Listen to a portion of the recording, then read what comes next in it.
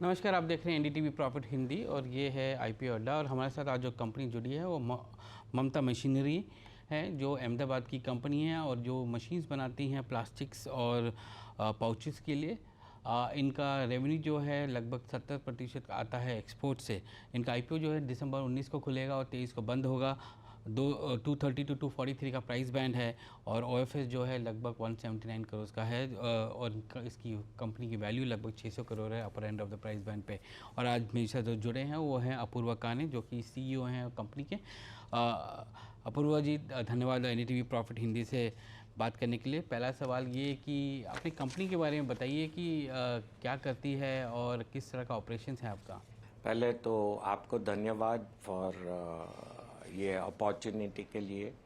ममता machinery तकरीबन 35 साल पुरानी कंपनी है और हम लोग अहमदाबाद में हमारी फैक्ट्री है मैन्युफैक्चरिंग, और एक हमारा जो ऑफिस है that is in Florida USA, और वो ऑफिस वहाँ पे 2004 की साल से है वहाँ पे।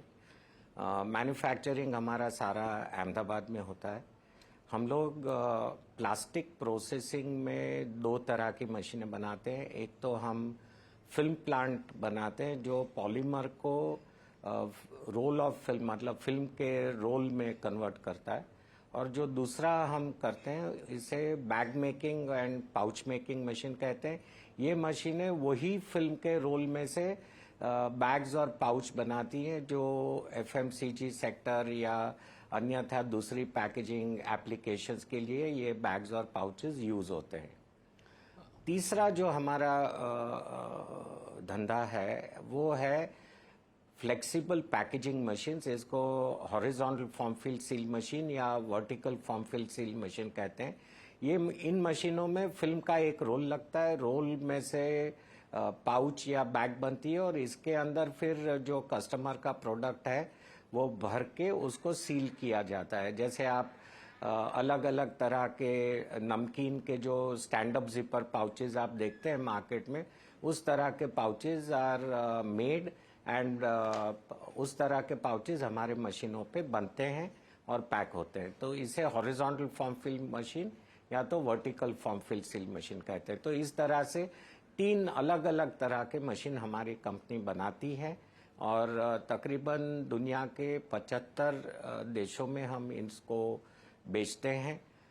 इसमें एडवांस कंट्रीज जो है वहाँ पे भी बेचते हैं, और यूएसए में हमारी जो सब्सिडियरी है तो वो यूएसए की सब्सिडियरी के थ्रू भी हम बेचते हैं।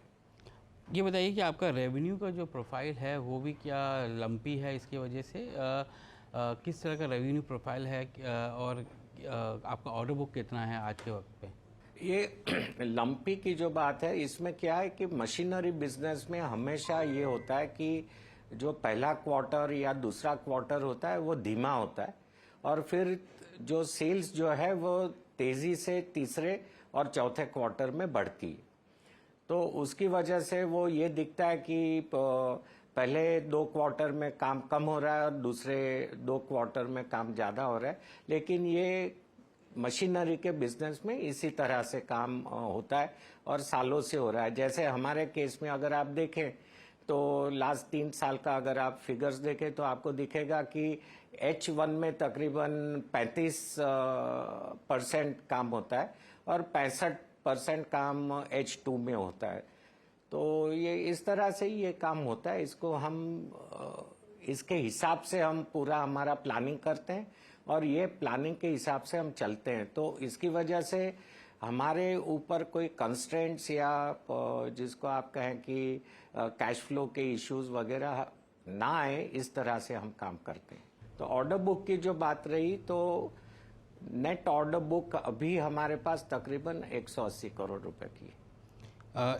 ये लंपीनेस जो आप बताए आपने एक्सप्लेन किया रेवेन्यू के लिए, क्या इसकी वजह से काफ़ी इन्वेंट्री बिल्डअप भी आपको करनी पड़ती है?